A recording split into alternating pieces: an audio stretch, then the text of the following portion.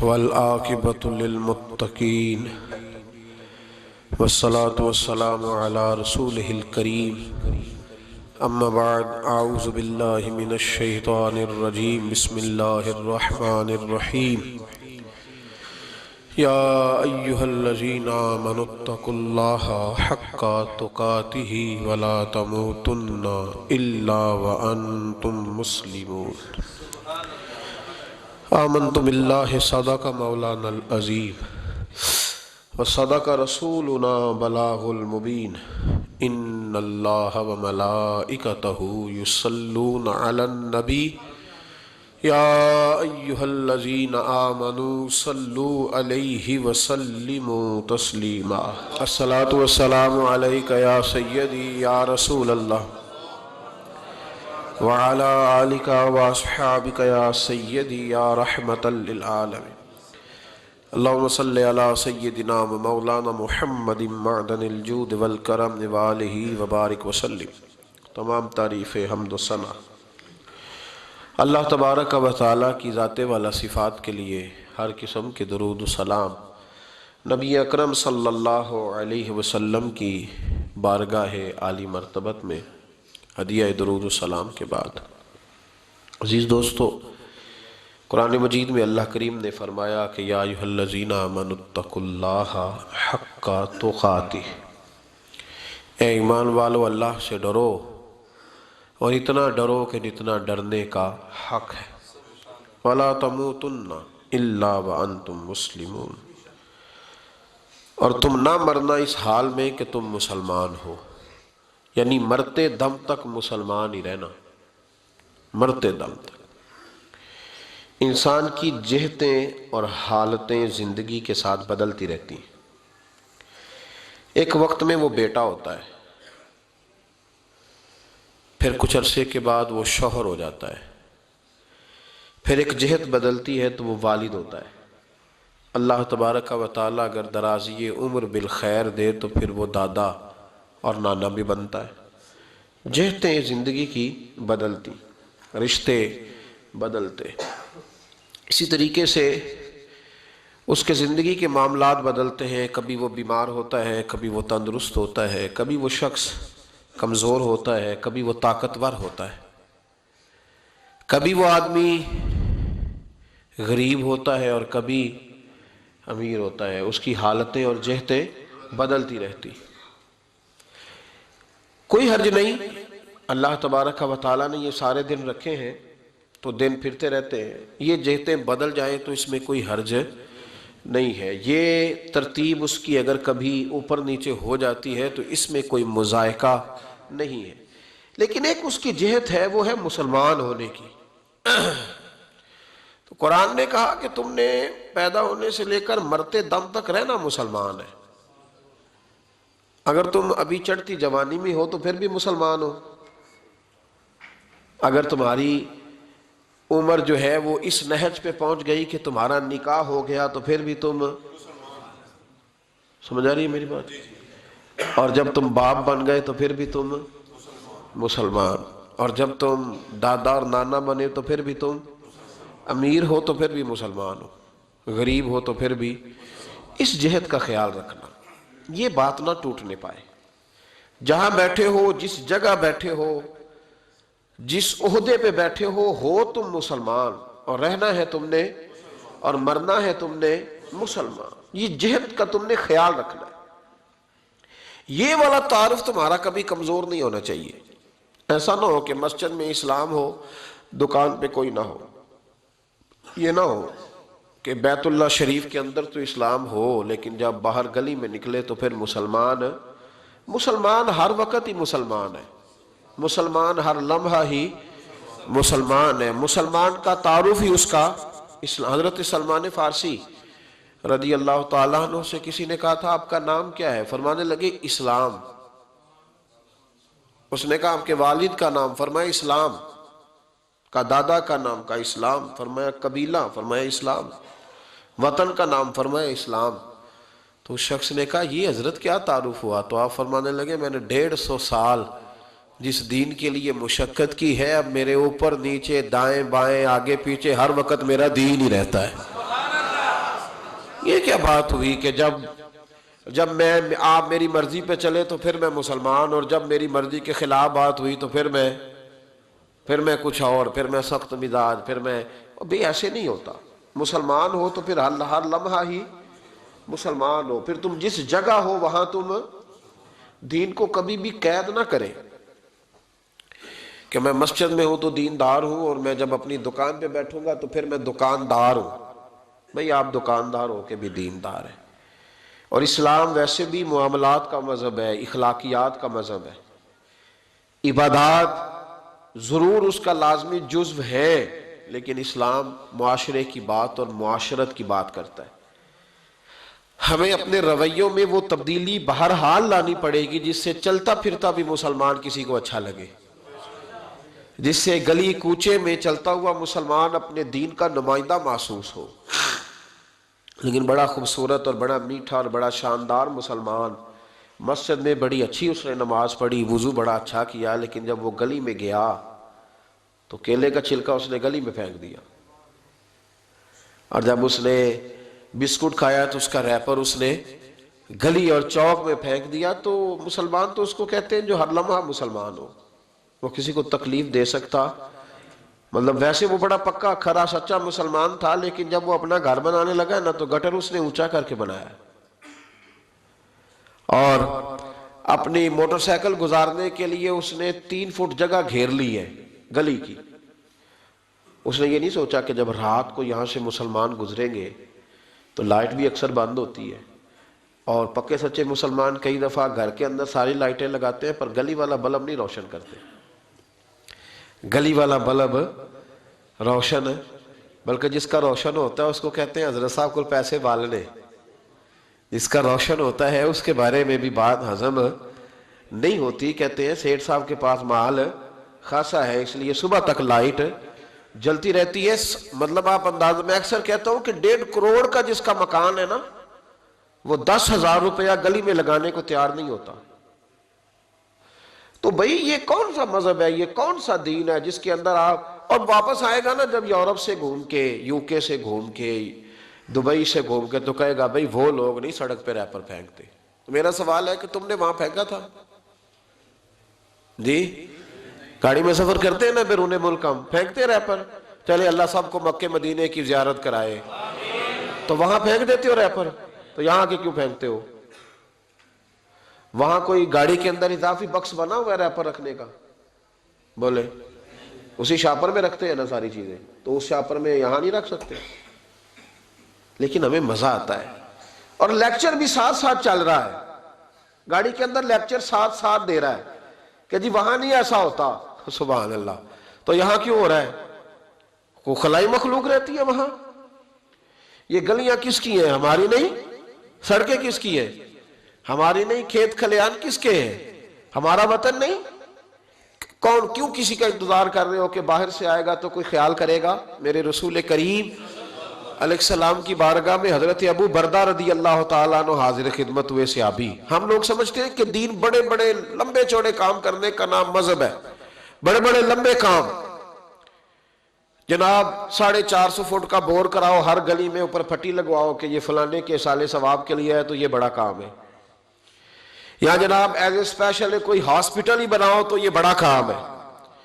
کوئی آپ جناب بہت بڑا ادارہ بنوا کے، اور ہمارے ہاں تو بہت سارے پروجیکٹ رکے رہتے ہیں صرف اس لیے کہ پھٹی کا مسئلہ ہوتا ہے، کس نے لگوانی ہے کس نے نہیں لگوانی، تختی کا مسئلہ ہوتا ہے۔ ہمارے ہاں تو اتنا بڑا حادثہ ہو گیا نا سائی وال کا، حکومت اپوزیشن سارے اس چکر میں ہے کہ میں نے آواز اٹھائی ہے تو مسئلہ حل ہوا ہے، سب اس چکر میں رہتے ہیں سب، اور جن کی ذمہ داری سی وہ کہتے ہیں میں ابھی صدمے میں ہوں، میں تو وہ ساری خبر پڑھ نہیں سکا، سارا کچھ دیکھ نہیں سکا، اس لیے کہ میرے بھی بچے ہیں چھوٹے چھوٹے، تو وہ دیکھا ہی نہیں جاتا۔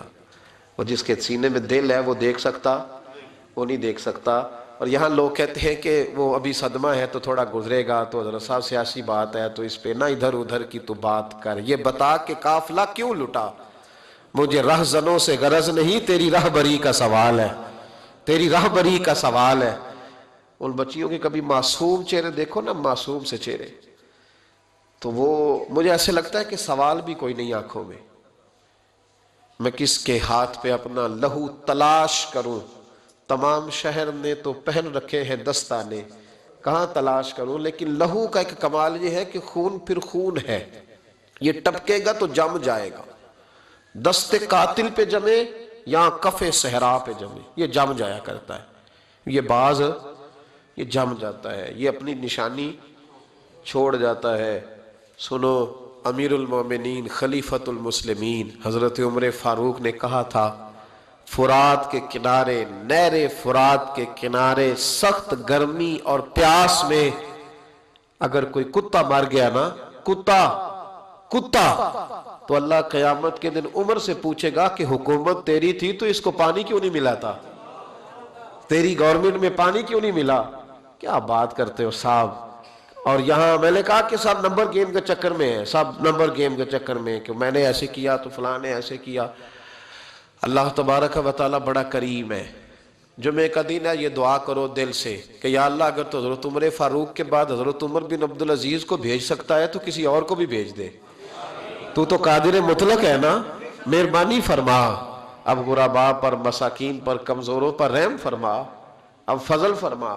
وہاں تو یہ حال تھا کہ حضرت زید بن، یہاں تو کہتے ہیں نا غلطی سے ہو گیا، حضرت زید بن حارثہ کہتے ہیں ایک جنگ کا موقع تھا، ایک شخص کفر کی طرف سے لڑتا آ رہا تھا، کفر کی طرف سے، فرماتے میں نے جب وہ میرے قریب آیا لڑتے وقت تو حضرت زید بن حارثہ کہتے میں نے تلوار اٹھائی اور میں مارنے لگا تو اس نے کلمہ پڑھنا شروع کر دیا، لا الہ الا اللہ محمد رسول اللہ صلی اللہ علیہ وسلم۔ تو حضرت زید بن حارثہ کہتے ہیں میں نے کہا اچھا اب موت نظر آئی ہے تو کلمہ یاد آ گیا ہے، تو کافر ہے، تو صرف تلوار سے بچنے کے لیے کلمہ پڑھ رہا، کہتے میں نے ماری تلوار گردن اڑا دی۔ پھر میں حضور کی بارگاہ میں حاضر ہوا، میں نے کہا یا رسول اللہ آج جہاد کے وقت ایک انوکھا واقعہ ہوا، ایک بندہ کفر کے ساتھ لڑ رہا تھا اور جب میں تلوار مارنے لگا تو وہ کلمہ پڑھ رہا تھا، حضور میں سمجھ گیا کہ تلوار سے بچنے کے لیے کلمہ پڑھ رہا ہے۔ حضرت زید بن حارثہ کہتے ہیں حضور کی آنکھیں غصے سے سرخ ہو گئی، نبی کریم فرمانے لگے تو نے دل پھاڑ کے دیکھا تھا کہ وہ تلوار سے ڈر کے کلمہ پڑھ رہا ہے؟ جب وہ پڑھ رہا تھا کلمہ تو پھر تو کس طرح کا مجاہد ہے جس نے کلمہ پڑھنے والے کی گردن اڑا دی؟ وہ پڑھ رہا تھا کلمہ تو تجھے قبول کرنا چاہیے تھا۔ میرے بھائی یہ بڑا محتاط معاملہ ہے، لیکن مسئلہ یہ ہے کہ یہ کچھ دنوں تک یہ باتیں رہتی ہیں، پھر آہستہ آہستہ میری آنکھوں سے بھی رخصت ہو جائیں گی، آپ کی نظروں سے بھی رخصت ہو جائیں گی، لیکن وہ دو بیٹیاں ساری زندگی نہیں بھلا سکتی، ان کے لیے تھوڑا سا مشکل ہے، ان پر جو طوفان تیزی سے گزرا ہے نا، گزرا تو چند منٹوں میں ہے لیکن صدیوں تک اس کی گونج رہے گی، صدیوں تک۔ اللہ تبارک و تعالیٰ کوئی فضل کر دے۔ اب تو ہم دعاؤں والی جگہ پہ آ گئے ہیں، چونکہ میری قوم تو انویسٹر ہے نا ان سب کی، میری قوم انویسٹر ہے، وہ انویسٹ کرتی ہے ان لوگوں پہ، ان کو لاتی ہے، بناتی ہے، خرچے کرتی ہے، پوسٹر چھاپتی ہے، شرم نہیں آتی، حیا نہیں آتی، ایسے لوگوں کو لاتی ہے، اور پھر کیا مطلب بات کی جائے۔ اور میں نے اس وقت بھی کہا تھا، میں پھر کہتا ہوں اور ببانگ دوہل کہتا ہوں کہ نمبر پلیٹیں بدلنے سے گاڑیاں ٹھیک نہیں ہوتی، نمبر پلیٹیں بدلنے سے گاڑیاں ٹھیک نہیں ہوتی، گاڑی کا انجن بدلنے سے پھر ہی اس کا دھواں ختم ہوتا ہے، نمبر پلیٹ بدل کے چہرے وہی، باتیں وہی، کام وہی، یہ کس طرح صحیح ہو سکتا ہے؟ یہ تو نظام اس وقت ٹھیک ہو جائے جب اندر سے بولیے انجن بدلے جائیں گے، تب یہ معاملات صحیح ہوں گے۔ بس دعا کرو جمعے والے دن اللہ اپنی خاص رحمت فرمائے۔ بہرحال عام برسر مطلب حضرت ابو بردہ رضی اللہ تعالیٰ عنہ حاضر خدمت ہوئے، عرض کیا یا رسول اللہ صلی اللہ تعالیٰ علیہ وسلم، حضور کوئی کام بتائیں مجھے، میں کروں تو میری دنیا بھی بن جائے آخرت بھی بن جائے، کوئی کام بتائیں، کوئی حکم۔ آپ فرماتے میری جیب میں پیسے بھی تھے، حضور کہتے تو میں کنواں بھی کھدوا دیتا، سرکار فرماتے تو میں کسی مسجد کی جگہ میں وسعت بھی کر دیتا، کوئی حکم بتائیں، تو کہتے حضور نے عجیب حکم بتایا، فرمایا اعزل الاذی عن طریق المسلمین، فرمایا ابو بردہ اگر تو نے نفع والا کام کرنا ہے نا جس سے تیری دنیا بھی بنے اور آخرت بھی بنے، تو فرمایا جب تو رستے میں چل رہا ہو نا تو جو چیزیں کسی کو تکلیف دینے والی ہو وہ رستے سے اٹھاتا جایا کر، وہ چیزیں رستے سے، مشکل کام ہے، خاصا مشکل ہے نا جی، رستے سے چیزیں اٹھاتے جایا کر، یہ وہ کام ہے جس سے تیری دنیا بھی بنے گی اور تیری آخرت بھی بنے گی، تجھے نفع ملے گا، تکلیف دینے والی چیزیں رستے سے اٹھا۔ حضرت خواجہ نظام الدین محبوب الہی رحمت اللہ علیہ کا ایک مرید آیا، کہنے لگا حضور لوگ بڑا تنگ کرتے ہیں، اب میں بھی تنگ ہی کروں گا۔ ہمارا دعویٰ ہے نا کہ میں اچھے کے ساتھ اچھا ہوں اور برے کے ساتھ، یہ کوئی کمال کی بات ہے؟ برے کے ساتھ تو سارے ہی برے ہوتے ہیں، اچھے کے ساتھ تو سارے ہی۔ کمال تو یہ ہے کہ میں اچھے کے ساتھ بھی اچھا ہوں اور برے کے ساتھ بھی اچھا ہوں، یہ کمال ہے۔ یہ کاہے کا کمال ہے کہ جس طرح کا وہ اس طرح کا، یہ کوئی کمال نہیں میرے بھائی۔ حضرت جناب خواجہ صاحب رحمت اللہ علیہ سے حضرت محبوب الہی سے وہ مرید کہنے لگا حضور آپ ہمیشہ درگزر کی باتیں سناتے ہیں، لوگ تنگ کرتے ہیں، اب میں نے فیصلہ کر لیا ہے کہ جو میرے رستے میں کانٹے بچھائے گا میں بھی اس کے رستے میں کانٹے بچھاؤں گا۔ تو آپ فرمانے لگے بیٹا نہیں، کوئی کانٹے بچھائے تو کانٹے اٹھا لیا کر۔ اس نے کہا حضور نہیں، میں نے بھی کانٹے بچھانے ہیں۔ تو آپ فرمانے لگے آدھی سڑک پہ تو نے بچھا دیے، آدھی پہ اس نے بچھا دیے، تو جتنے لوگ گزرے گے سب کے پیر زخمی ہو جائیں گے، پھر تو سارا روڈ کانٹوں سے بھر جائے گا۔ کوئی اٹھانے والا بھی تو ہونا چاہیے نا، کوئی کانٹے چننے والا بھی ہونا چاہیے، کوئی ایسا شخص موجود ہو جو رستوں کے کانٹے اٹھائے۔ میرے بھائی راہ کے ہم پر حقوق ہیں، رستے کے ہم پر۔ نبی پاک صلی اللہ علیہ وسلم نے رستے میں بیٹھنے پہ منع کیا، لیکن فرمایا اگر بیٹھنا ہے تو تمہیں 5 کام کرنے پڑیں گے۔ گرمیوں میں جس کا دل کرتا ہے نا کہ کھلی ہوا میں بیٹھوں، بیٹھ لے پر 5 کام کرے، یہ بخاری ہے۔ جس کا دل کرتا ہے نا سردیوں میں گلی میں بیٹھوں دھوپ لوں، تو پھر وہ کتنے کام کرے گا؟ بولیے یا رسول اللہ صلی اللہ تعالیٰ علیہ وسلم کیا کیا کرے تو رستے میں بیٹھنے کی اجازت ہے؟ تو نبی پاک صلی اللہ علیہ وسلم نے فرمایا رستے کا حق ادا کرو، 5 کام کرو۔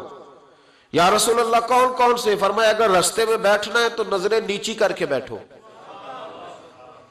اس کو بھی اس کو بھی، آنے والے کو بھی اور جانے والوں کو بھی دیکھنے کی تمہیں اجازت۔ رستے میں بیٹھنا ہے تو پھر نظریں نیچی کر کے بیٹھو۔ رسول کریم علیہ السلام نے فرمایا رستے میں بیٹھنا ہے تو دوسری شرط ہے، یہ شرطیں 5 لگائی نبی پاک نے، یہ بخاری ہے۔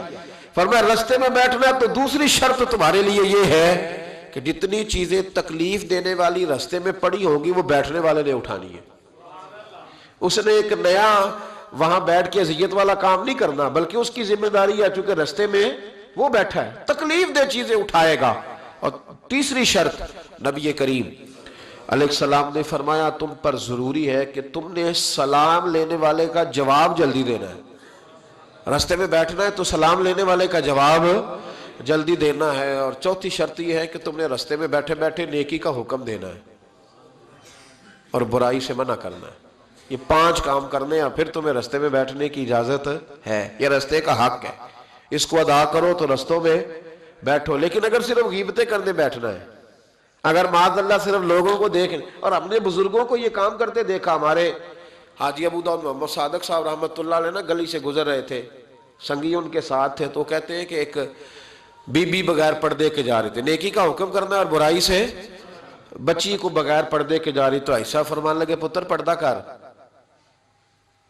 بچی کسی امیر گھر کی تھی، کچھ پڑھی لکھی بھی تھی، غصہ کر گئی، پتر پردہ کر۔ اس طرح وہ کیا پتر پردہ کر، مسلمانہ دیئے تیاں پردہ کر دیا نے۔ وہ کہنی بابا جا اپنا کام کر۔ عائشہ فرمانے نے پتر میں کام بھی لگا، میرا ہی کام بھی صبح شام، میں کام بھی لگا اور بڑھے بارے میں اور کی کرنا ہے، میرا صبح شام کام یہ جڑا بندہ مندہ کام کرے انہوں چنگا دسنا، تو جڑا چنگا کرے وہ دی استقامت دی دعا کرنا، میں کام ہی لگا ہوا، میری ڈیوٹی یہی ہے۔ تو بچی مسکرا پڑی، کہنے لگی بابا دیا تو جواب ہے پر تیرے لفظوں میں مٹھاس بڑی ہے۔ اس نے اسی وقت نقاب کر لیا۔ رستے میں بیٹھنا ہے تو رستے کا حق بھی ادا کرنا ہے، ڈیوٹی کرنی ہے، ایسے تھوڑی ہے کہ راہ میں بیٹھ جائے۔ ابو داؤد شریف میں حدیث ہے، نبی پاک علیہ السلام کے صحابی حضرت سہل بن معاذ رضی اللہ تعالیٰ، حضرت سہل بن معاذ رضی اللہ تعالیٰ عنہ کہتے ہیں حضور کے ساتھ ایک جہاد پہ گئے، مجاہدین کے ساتھ سامان ہوتا ہے، سامان سفر، کہتے ہیں ایک جگہ ہم نے پڑاؤ کیا تو رستے تھے وہاں، تو رستوں میں تھوڑا تھوڑا صحابہ نے سامان رکھ دیا۔ ہمارے ہاں تو جو آدمی بڑی گاڑی پہ بیٹھا ہو اس کو تو آپ ہارن بھی نہیں دے سکتے، سوال ہی نہیں پیدا ہوتا، اس لیے کہ وہ جس گاڑی میں بیٹھا ہے اس لیول کا اس کا روب ہے نا جناب، اس کو تو آپ ہارن بھی، اور اگر آپ نے دے لیا تو وہ شیشہ نیچے کرے گا تو کہے گا تو جڑی آگ بجھاڑی تو لنگ جانا پہلا، چونکہ وہ اب اس کی مرضی ہے، چونکہ شہنشاہ وقت چڑھے ہوئے ہیں، اور پارکنگ کا مسئلہ اتنا خوفناک ہے کہ بڑے بڑے سیانے بندے گاڑی کے پیچھے گاڑی لگا دیں گے، آپ ڈھونڈتے پھریں، اللہ خیر کرے، اس کو پتہ ہے کہ گزرنا ہے، اس کو خبر ہے کہ یہ گاڑی والے کو تکلیف ہوگی لیکن بس گزر جائیں گے۔ شریعت اسلامیہ کے اندر ان چیزوں کی اجازت نہیں ہے، آپ کیسے رستہ روک سکتے ہیں کسی کا؟ یہ رفائی جگہ ہو گئی، ختم ہو گیا معاملہ۔ حضرت سہل بن معاذ رضی اللہ تعالیٰ عنہ فرمانے لگے، یہ ابو داؤد شریف ہے، فرماتے ہیں مجاہد تھے، جہاد کرنے گئے تھے تو تھوڑا تھوڑا ہمارے ساتھ سامان تھا، رستوں میں رکھ دیا۔ اس علاقے کے کچھ لوگوں نے آ کے عرض کی، یا رسول اللہ صلی اللہ علیہ وسلم، ہمارے رستے تھے، ہم نے گزرنا تھا اور مجاہدوں نے پڑاؤ کیا تو سامان رکھ لیا ہے۔ تو نبی کریم علیہ السلام نے ایک شخص کی ڈیوٹی لگائی، ابو داؤد شریف پڑھ رہا ہوں، اس کو یاد رکھنا، حضور نے ڈیوٹی لگائی، فرمایا جاؤ جا کے اعلان کر دو کہ جس شخص نے کسی کا رستہ روکا ہے اس کا کوئی جہاد نہیں، اس مجاہد کا کوئی جہاد، اس کو کوئی ثواب نہیں جہاد، رستہ روک کے کھڑا ہے لوگوں کا، اذیت دے رہا ہے، یہ کون سا جہاد کر، کوئی اس کا تعلق نہیں اس بات سے، اسے کوئی اجر نہیں ملے گا۔ رستے میں کھڑے ہو کے چلے جانا، شادیوں پہ، بیاہوں پہ، جہاں مرضی ٹینٹ لگا لینا، اور اللہ تعالیٰ خیر فرمائے رات کے وقت بڑا لمبا ایک رستہ ہم نے طے کیا، اور جب ہم وہ رستہ طے کر کے ایک جگہ پہ پہنچے تو بجری کا ڈھیر تھا، کیا کر سکتے ہیں آپ، کدھر گاڑی جائے گی؟ اور بعض اوقات آپ ایسی جگہ پہ الجھ جاتے ہیں جہاں سے گاڑی بیک بھی نہیں جا سکتی، لیکن وہ جس نے گرائی ہے وہ مالک ہے گلی کا، کہتا ہے 4.5 فٹ میں نے جگہ چھوڑی ہوئی ہے، کسی کی جرت ہے جو مجھے کہہ سکے بھئی یہ شارع عام ہے، اب تیری ملکیت، خدا کا خوف کر، تھوڑا سا خیال کر۔ موٹر سائیکل کھڑی کرنے والا اس احتیاط سے موٹر سائیکل نہیں کھڑی کرتا کہ کوئی اگر گزرنا چاہے گا تو اس کے لیے آسانی ہو۔ ہم سمجھتے ہیں دین تو نماز پڑھنے کا نام ہے، دین تو کالا بکرا ہر جمعرات کو ذبح کرنے کا نام ہے، دین تو اچھی اچھی تقریریں کرنے کا 1.5 گھنٹہ جو ہے وہ محفل سجانے کا نام دین ہے۔ یہ کون معاملہ ہے جدھر دل کیا جو مرضی کرے، اور آپ کہہ نہیں سکتے، سوال نہیں پیدا ہوتا۔ اگر آپ کہیں گے تو پھر لوگ کہیں گے کہ جناب اتنی کاہے کی جلدی ہے، آپ کو کیا مسئلہ ہے، آپ نے کہاں جانا ہے، بس 5 منٹ میں آیا ہوں۔ آپ تھوڑی احتیاط کریں۔ میرے رسول کریم علیہ السلام نے بہت بڑی بات ارشاد فرمائی۔ نبی کریم صلی اللہ علیہ وسلم کے آنے سے قبل جو امتیں تھیں نماز پڑھنے کے لیے مخصوص جگہ تھی، عبادت گاہوں میں لوگ نماز پڑھتے تھے، ہر جگہ نماز پڑھنے کی اجازت نہ تھی۔ جب حضور تشریف لائے، نبی رحمت صلی اللہ علیہ وسلم آئے تو حضور نے فرمایا لو بھی میرے قدموں کی برکت سے رب نے ساری زمین کو مسجد بنا دیا ہے، اب تم جہاں نماز کا وقت آئے مصلی بچھا کے پڑھ لینا، نماز ہو جائے گی۔ صرف مسجد میں نہیں، گھر میں بھی، چوک میں بھی، جہاں بھی موقع ملے۔ لیکن حضور نے فرمایا جہاں سے لوگ گزرتے ہو نا، شارع عام ہو، وہاں تمہیں نماز پڑھنے کی اجازت نہیں، وہاں نماز نہ پڑھنا، سائیڈ پہ ہو کے پڑھنا، ایسی جگہ جہاں لوگوں کو تکلیف نہ ہو۔ ہمارے جتنے پبلک پلیس ہیں، جتنے مقامات، اور آپ کسی کو کہہ دینا تھوڑی سی یہ جگہ چھوڑ دو تو کہتا یہ نہیں مجھ سے ہو سکتا، اور دیگیں تو ویسے ہی ساری گلیوں میں پکتی ہے۔ گھر میں چونکہ وہ ظاہر ہے وہ کوئلے ہوتے ہیں، بڑا کچھ ہوتا ہے تو پھیل جاتا ہے۔ آپ کہہ سکتے ہیں کسی کو کہ دیگ اندر پکاؤ، ہے طاقت جی؟ تو جنائی ہوئے سیانا تو منجی بھی ایک نال ڈال لیتا ہے، پھر تے کام بھی مکانا۔ تو وہ اب اس نے چاول بھی اسی میں بھگونے ہیں، سارے کام بھی، چونکہ گلی ہے، اور 4.5 فٹ ہم نے بھی چھوڑی ہے، تو جے کوئی 6.5 فٹ چھڑ لے تو پھر تو مشکل ہے لگن دے تھے، پھر تو کام ہی ختم ہوا۔ بھائی دین یہ کہہ رہا ہے کہ تو یہاں نماز ادا نہ کر، اس لیے کہ لوگوں نے یہاں سے گزرنا ہے، اور تو نے یہی دیگ رکھوا لی اور دیگ دے دی اللہ کے نام پہ، اور سارے مسلمانوں کو لائن میں لگایا ہوا ہے، تکلیف ہو رہی ہے کہ گزر نہیں سک رہا، لیکن چونکہ اللہ کے نام پہ دینی ہے، لہٰذا کسی شخص کی طاقت نہیں کہ وہ بنا بھی کر سکے۔ چیزوں کو دیکھیں، ان کو غور کریں۔ یہ جس دین کے میں اور آپ ماننے والے ہیں، اس دین میں حسن ہی بڑا ہے، اس میں تو وقار ہی بڑا ہے، اس میں تو پیار ہی بڑا ہے، اس میں تو وہ رعنائی ہے، اس میں تو وہ برکت ہے، اس میں تو وہ قرار ہے کہ انسان کی روح ٹھنڈی ہو جاتی ہے۔ جیسے جیسے الحمدللہ ہم دین پڑھتے جاتے ہیں نا، ہمارا یقین اور مضبوط ہوتا جاتا ہے، ایمان میں اور پختگی آتی ہے، یار اتنا کرم، اتنی عطا، اتنا حسن۔ حضرت ابو سفیان رضی اللہ تعالیٰ عنہ مکے کے سرداروں میں سے اکیلے تھے جو بوڑھے ہو گئے تھے اور مکے میں رہ گئے تھے، بڑے سردار تھے۔ کلمہ بھی انہوں نے فتح مکہ کے بعد پڑھا۔ جناب عمر فاروق کا زمانہ جب آیا تو حضرت عمر گئے مکہ مکرمہ۔ حضرت عمر فاروق رضی اللہ تعالیٰ عنہ جب پہنچے نا دوبارہ اپنے دور میں، تو جا کے مکے والوں سے پوچھا کوئی مسئلہ تو نہیں؟ تو انہوں نے کہا حضور ایک مسئلہ ہے۔ حضرت ابو سفیان کی حویلی کو جو رستہ جاتا ہے نا، اس رستے میں کچھ جگہوں پہ پانی گزرتا تھا، تو انہوں نے بڑے بڑے پتھر رکھ کے نا تو رستہ بنا لیا۔ تو اب ہمارے لیے یہ مشکل بن گیا کہ ہم گزر نہیں سکتے۔ تو حضرت عمر فاروق فرمانے لگے کہ تمہیں انہیں کہنا چاہیے تھا کہ حضور ڈر لگتا تھا، کہا نہیں۔ فرمایا چلو تمہیں لگتا ہے، مجھے تو نہیں نہ لگتا۔ حضرت ابو سفیان ویسے بھی بڑے تھے، برادری کے بھی بڑے تھے، عمر میں بھی بڑے تھے، پر حضرت عمر پہنچ گئے، دروازے پہ دستک دی، وہ باہر آئے تو کہا جناب یہ روڑے پتھر آپ نے رکھے ہیں رستہ بنانے کے لیے؟ کہا۔ تو فرمانے لگے پھر باہر آئیے، ذرا اٹھانے بھی آپ نے ہی ہے، لوگوں کو تکلیف ہو رہی ہے۔ تو وہ میں ہوتا تو میں تو جھگڑا کرتا، میں ہوتا تو میں تو کہتا کہ میرا 4,500 ووٹ ہے، میرا تو جناب 5-6 ہزار آدمی میرے کہنے پہ ووٹ کاسٹ کرتا ہے، مجھے ہی کہہ دیا تم نے، مجھے ہی کہہ دیا یہ تم نے، اتنی جرت، میرا قبیلہ، میری برادری، میرا یہ میرا وہ، یہ رستہ، بڑی داستانیں ہیں نا ہمارے پاس۔ وہ جو جس نے اپنی دکان کے آگے پھٹا رکھا ہوا ہے اس کو آپ کہہ نہیں سکتے کہ تو نے غلط کیا ہے، حالانکہ شارع عام پہ وہ بیٹھا ہے، لیکن آپ منع نہیں کر سکتے، کہہ نہیں سکتے۔ جناب سیدنا عمر فاروق نے کہا حضور آئیے، اٹھانا بھی آپ نے۔ جناب ابو سفیان، کیا بات ہے صحابہ کی۔ حضرت ابو سفیان فرمانے لگے حضرت عمر سے کہ ان لوگوں نے تو مجھے بتایا ہی نہیں، اگر یہ مجھے بتاتے تو آپ کو تکلیف نہ کرنا پڑتی۔ آپ نے فرمایا عمر میں اپنی بالکل توہین نہیں سمجھتا، رکھے میں نے ہیں تو اٹھاؤں گا بھی میں، بس ان لوگوں سے کہہ دو کہ مجھے اٹھاتے ہوئے دیکھتے بھی جائیں اور مجھے معاف بھی کرتے جائیں، تاکہ میری جو قیامت کی گواہی ہے وہ میرے حق میں درست ہو جائے۔ میں اٹھاؤں گا، میں تیار ہوں، ابھی اٹھاتا ہوں۔ یہاں جھگڑا ہوتا ہے، فساد ہوتا ہے، دنگا ہوتا ہے، سخت اختلاف ہے ہمیں بہت سارے حکومت کے رویوں سے، لیکن اگر کسی جگہ گورنمنٹ آ کے کہتی ہے کہ یہ جگہ سرکاری ہے، اسے چھوڑ دیا جائے، میرا خیال ہے یہ بات غلط ہے۔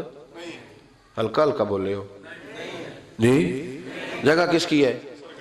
سرکار کی جگہ کا مطلب ہے کہ جگہ عوام کی ہے، تو جس نے پکا قبضہ کیا ہوا ہے اس کو اگر کہا جائے کہ اس کو کہتا میں 30 سال تو بیٹھا، یہ کیا ترجمہ ہوا بات کا؟ اگر تو تیری ہے، تیرے پاس اس کا کوئی پروف ثبوت ہے تو ٹھیک ہے، پھر آپ بیٹھے، اور اگر نہیں ہے تو پھر تو شریعت اجازت نہیں دیتی قبر بھی کسی کی جگہ میں بنانے کی۔ ہاں اگر آپ نے کسی کی جگہ پہ قبر بنا دی تو فقہ کا اصول ہے کہ وہ شخص کہہ سکتا ہے کہ اپنا ابا نکالو، میری ذاتی زمین ہے، آپ کو نکالنا پڑے گا۔ جب قبر بنانے کی اجازت نہیں ہے تو پٹا لگانے کی اجازت کیسے ہو گئی؟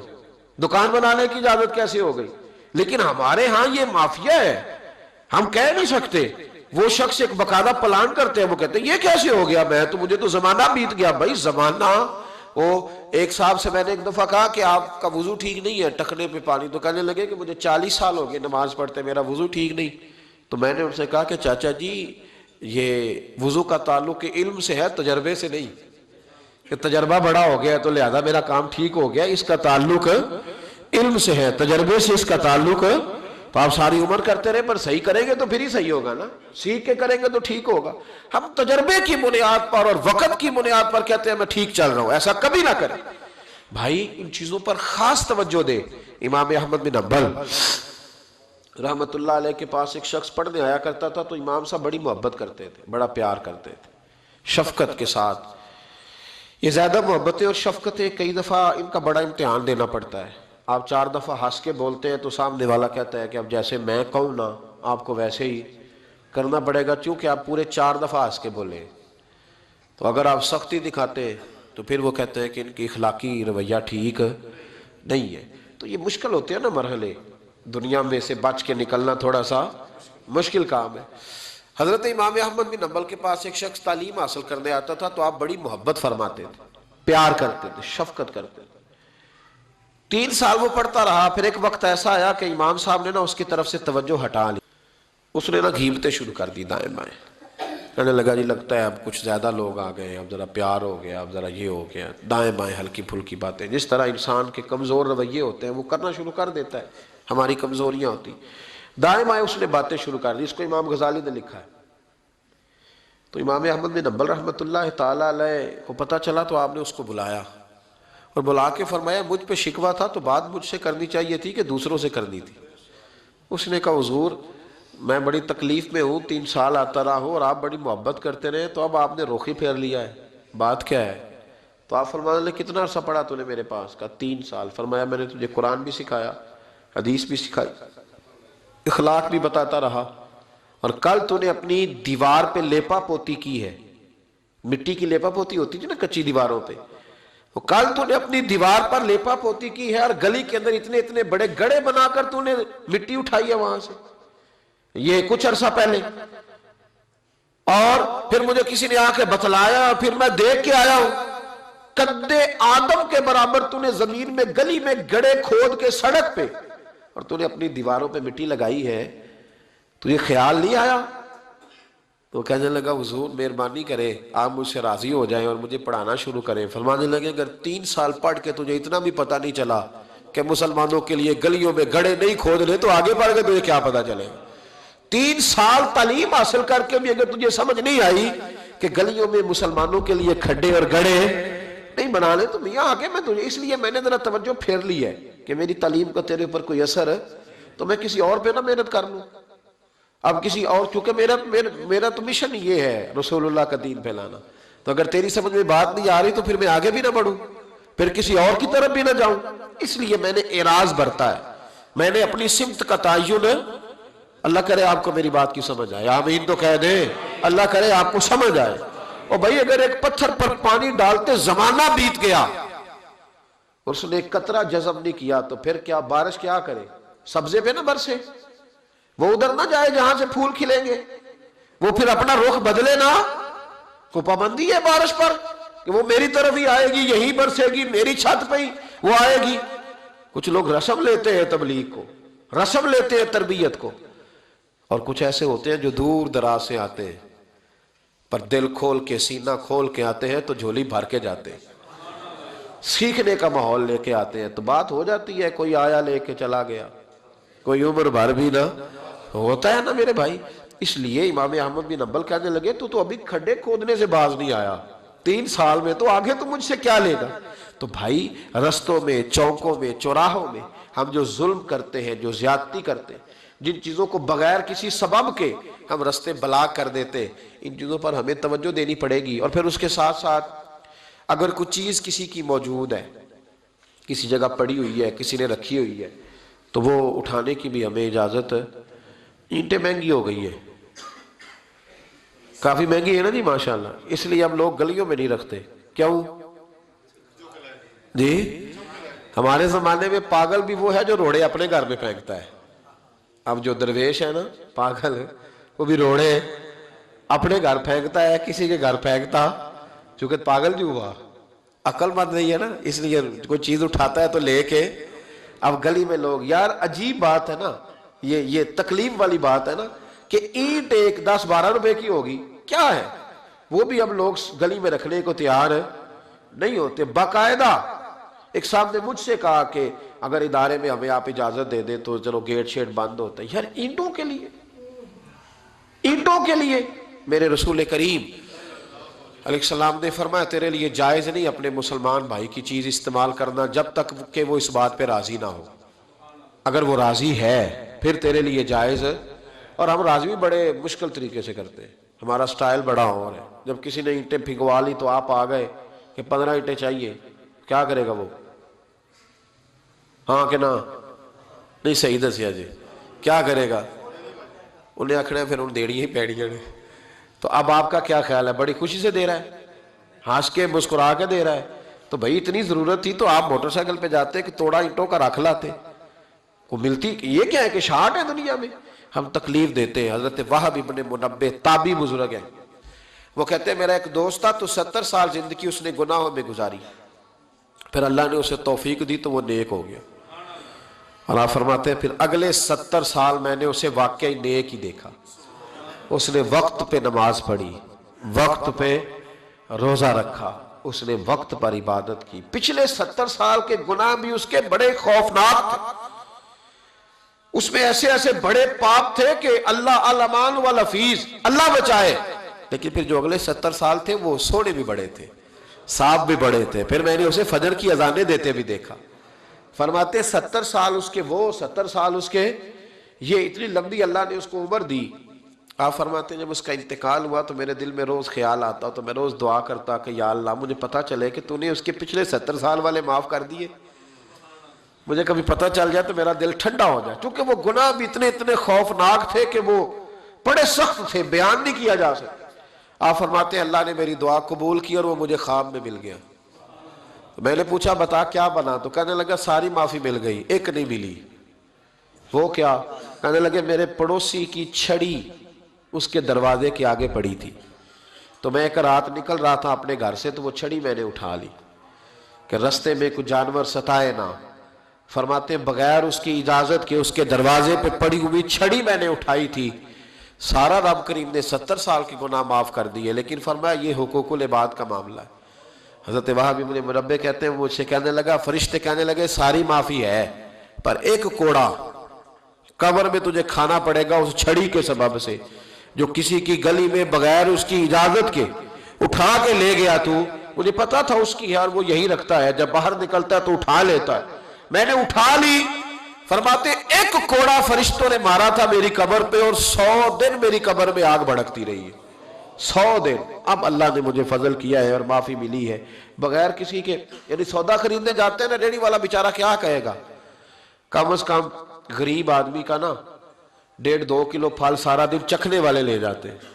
یہ کس بھاؤ ہے, اٹھا لیا. وہ کس بھاؤ ہے, اٹھا لیا. کیا تماشا ہے, کیا طریقہ ہے. اور پھر طنز کر رہے ہوتے ہیں وہاں کھڑے ہو, کہتے او ہو کال دے رکھے نہیں, آج تازہ نہیں گیا. کیا یار آپ چھوڑ دے, وہ غریب آدمی ہے, اس کی بچت کیا ہے 200-400 500 1000, تو جو آپ کھا گئے یہ کاہے کا وتیرہ ہے, کس طرح کا یہ رویہ ہے. یعنی انسان چھوٹا محسوس ہوتا ہے اس طرح کے کام کرتے.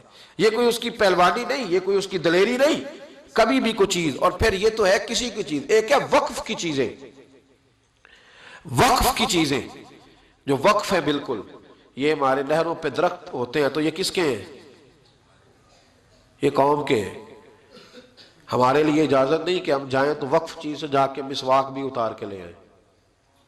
کہ ناراض ہو گیا جی, یہ شریعت اس کی بھی اجازت.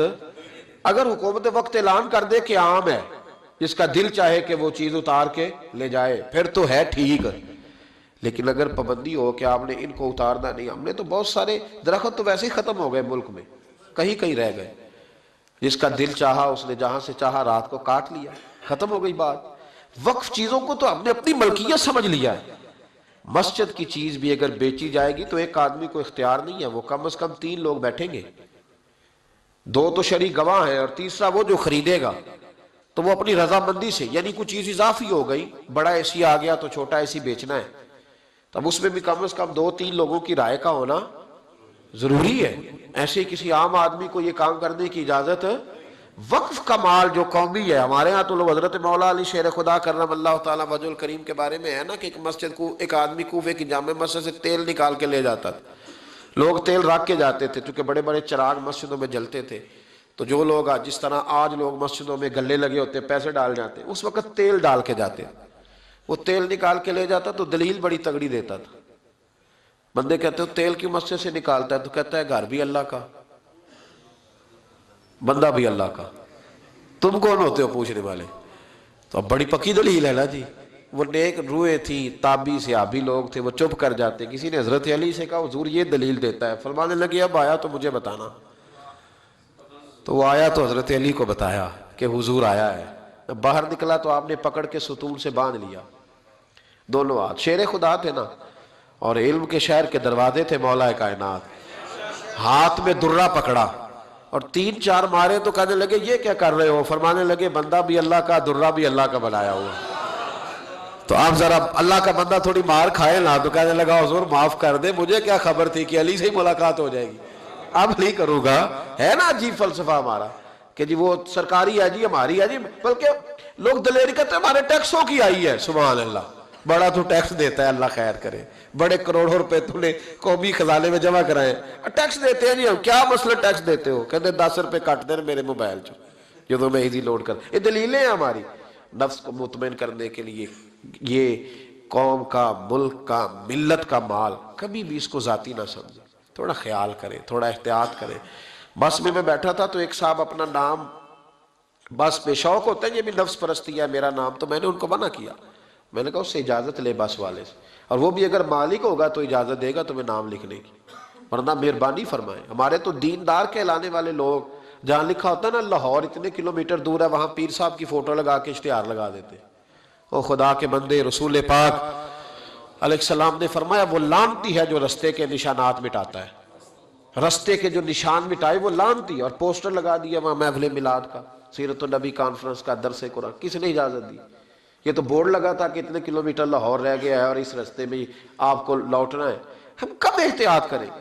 بحیثیت معاشرہ ہماری اصلاح کب ہوگی؟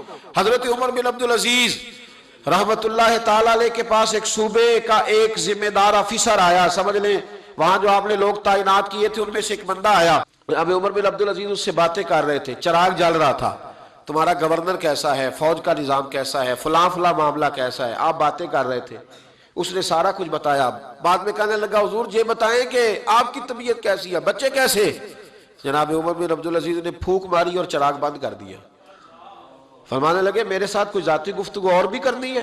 اس نے کہا جی کرنی ہے، تو آپ نے آواز دی، کہنے لگے بیٹے سے کہو میرے گھر سے میرا ذاتی چراغ لے کے آئے۔ وہ ذاتی چراغ لے کے آیا تو کہنے لگا حضور یہ کیا ہے؟ آپ فرمانے لگے وہ سرکاری چراغ تھا تو اتنی دیر جائز تھا جب تک سرکاری باتیں ہو رہی، اب باتیں تیری میری ذاتی ہے، اب سرکاری چراغ کی روشنی میں گفتگو ہو سکتی؟ یہ مسلمان ہے، اور یہ صرف حکمرانوں کے لیے نہیں، یہ میرے لیے بھی ہے، یہ آپ کے لیے بھی ہے، یہ معاشرے کے لیے، کیونکہ مرتے دم تک مسلمان ہی رہنا ہے، کوئی اور روپ دھار سکتے ہیں۔ اس لیے میرے عزیز ان چیزوں کو چھوٹا نہ جانے، یہ چیزیں آپ کو بڑا کریں گی، یہ آپ کو سجا دے گی، یہ سارے پھول ہیں، جب ہمارے کردار میں یہ والے پھول اگیں گے تو پھر ہم سے لوگوں کو خوشبو آیا کرے گی، پھر لوگ ہماری چھاؤں میں بیٹھیں گے، پھر لوگ تکلیفوں سے بچیں گے، آزمائشوں سے بچیں گے، پھر پیار بٹے گا، پھر محبت پھیلے گی۔ اس لیے رستوں کی تکلیف، رستے میں کوئی ایسا کام نہ کرے جس سے آنے جانے والے کو تکلیف ہو۔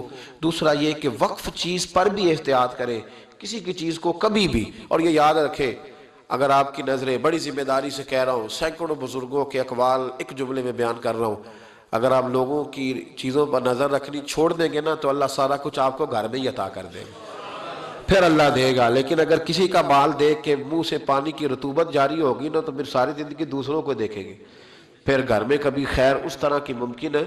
آپ گھر کے اندر خیر قناعت والا ماحول پیدا کریں، پھر اللہ تعالیٰ ہر چیز گھر میں ہی عطا فرمائے گا۔ اللہ سمجھنے کی توفیق عطا فرمائے۔